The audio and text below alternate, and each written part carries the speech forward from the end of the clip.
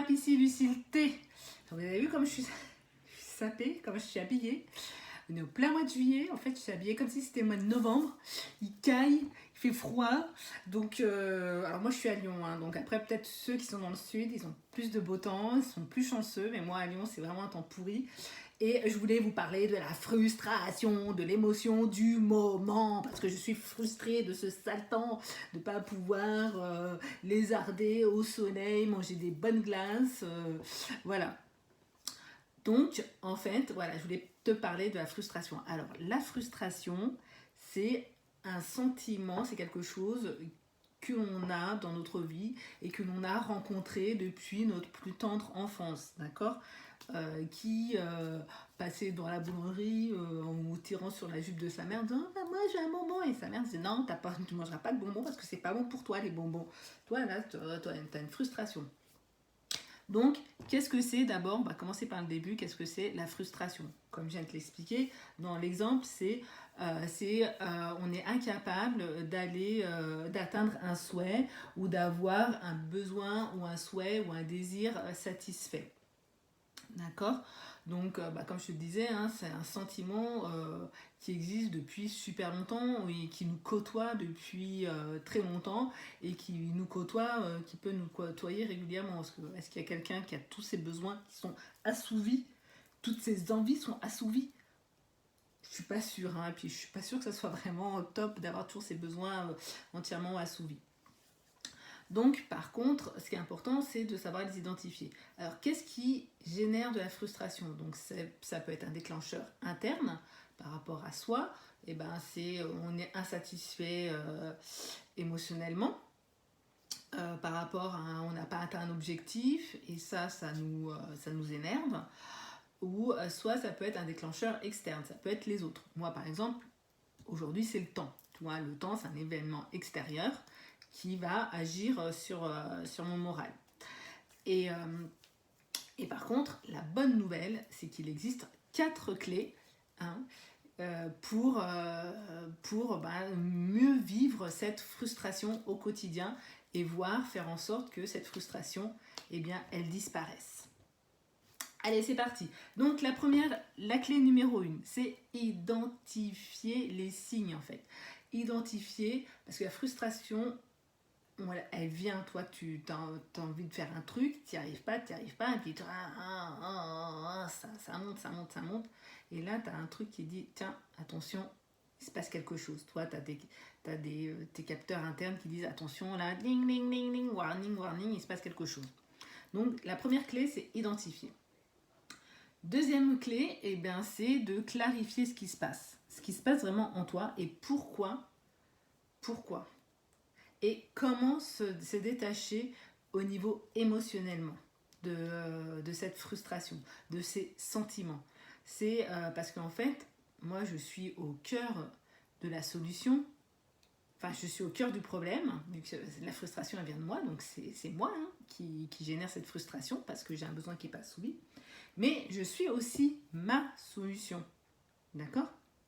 Je suis aussi la solution. La solution, elle est en moi. Donc, c'est vraiment clarifier ce qui se passe, d'accord? Et pourquoi? Pourquoi il y a ça qui ne va pas, et pourquoi ci, pourquoi ça, mais vraiment, voilà, faire un état des lieux, de savoir ce qui se passe. Et puis, une fois que tu as fait ton état des lieux, en fait, tu vas élargir la concentration, ton point de focus sur autre chose. Parce que, en fait, tu le sais bien, tes pensées génèrent tes actions et génèrent tes sentiments. D'accord? Donc, si tu as des pensées négatives et que tu te focalises sur quelque chose, moi, si je continue à me focaliser sur le mauvais temps, on est au mois de juillet sur le mauvais temps, et je continue à dire ouais, il y a un temps pourri, j'en ai marre, nanani, nanana, et que j'ai aucun pouvoir dessus, et que je continue à ruminer toute la journée, il va se passer quoi quand tout le monde va rentrer à la maison? Je risque de leur tomber dessus, de faire la gueule, parce que au niveau émotionnel, je me serais focalisée sur quelque chose de négatif. Et j'aurais un état d'esprit négatif, j'aurais un mindset négatif, et je vais en vouloir à la terre entière d'être qui ait un mauvais temps, alors que eux, ils y sont pour rien. D'accord ? Donc, je vais élargir mon niveau de concentration sur autre chose pour le positiver. En fait, je vais porter mon focus sur quelque chose d'autre. Par exemple, c'est de se dire, eh bien, qu'est-ce que je peux faire? Toi, mes pensées, comme en fait, c'est mes pensées qui vont générer mes sentiments, eh bien, comment je fais pour modifier ces pensées-là? Je me dis, bah voilà, bah, comment je fais pour modifier ces pensées? Eh bien, la quatrième clé, c'est de trouver les bénéfices. D'accord? Eh bien, c'est quoi les bénéfices de ce temps pourri du mois de juillet? C'est que je mange moins de glace. D'accord? Donc, je mange moins de glace. J'ai peut-être un peu moins besoin d'aller courir, tu vois, pour éliminer toutes les glaces que j'aurais mangées. Il fait froid. Eh bien, moi, j'ai pas encore la clim. Eh ben, je dors super bien la nuit. Donc je me réveille, je suis en pleine forme, j'ai une énergie haute, j'ai beaucoup d'inspiration pour faire des vidéos, pour trouver du contenu et ainsi de suite, tu vois. En fait, c'est à chaque fois de se dire, à chaque situation négative, quels en sont aussi les bénéfices. Si jamais j'avais de la clim, eh ben, j'aurais pas besoin d'utiliser de clim. Donc je fais des économies et en plus c'est bon pour la planète, tu vois. Après, le temps il est pourri, et ben, pour les agriculteurs c'est top. Alors bon, moi perso, moi je suis pas agricultrice, mais voilà, si j'ai un jardin potager, bon ben j'ai pas besoin d'arroser, donc je vais faire des économies d'eau peut-être, tu vois. Et puis c'est bon pour la nature et ainsi de suite.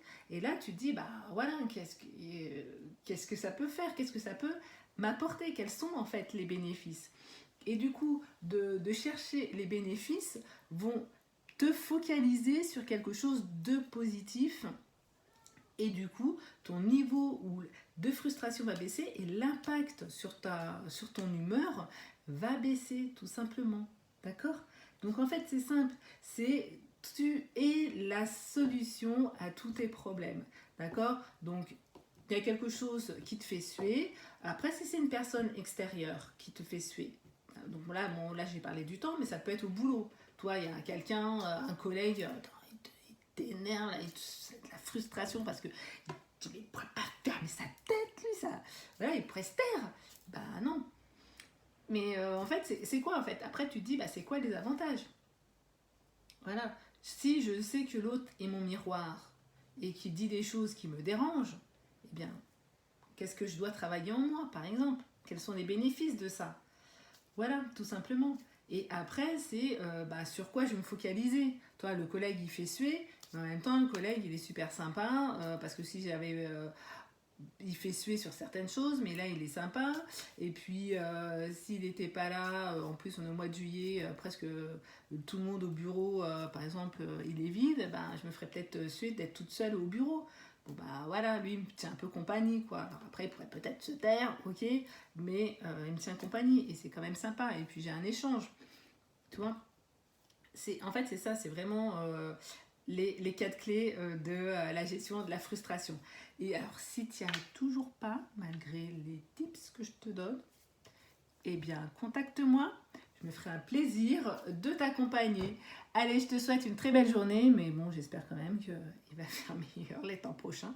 Et puis, à la limite, je ne suis pas encore en vacances, alors je m'en fiche. Hein, voilà, c'est comme ça. Et puis, je mange moins de glace. Hein, et puis, je dors bien. Et puis, j'ai de l'inspiration. Et je suis en pleine forme. Allez, je vous souhaite une très belle journée et je vous dis à très bientôt. Ciao, ciao.